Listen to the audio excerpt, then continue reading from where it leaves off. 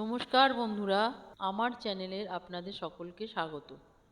আজ একটি দুর্দান্ত চিকেনের রেসিপি দেখাতে চলেছি।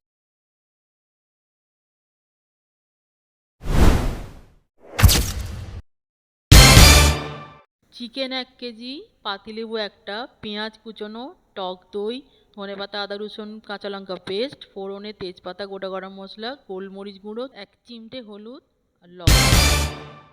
চিকেনটা ম্যারিনেট করতে হবে লেবুর রস, পেঁয়াজ কুচোনো, লবণ, হলুদ গুঁড়ো, গোলমরিচ গুঁড়ো, ধনেপাতা পেস্ট, টক দই, সাদা তেল, স্বাদ মতো লবণ দিয়ে এটা মোটামুটি 2 ঘন্টা ম্যারিনেট করে রাখতে হবে।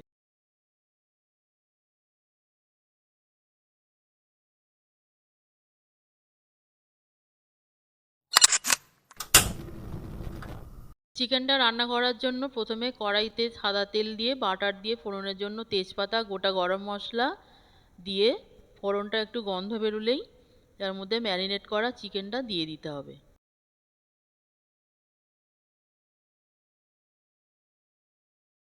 চিকেনটা জোর আঁচে 5 মিনিট ভেজে নিতে হবে, তারপর 10 মিনিট লো ফ্লেমে কষাতে হবে।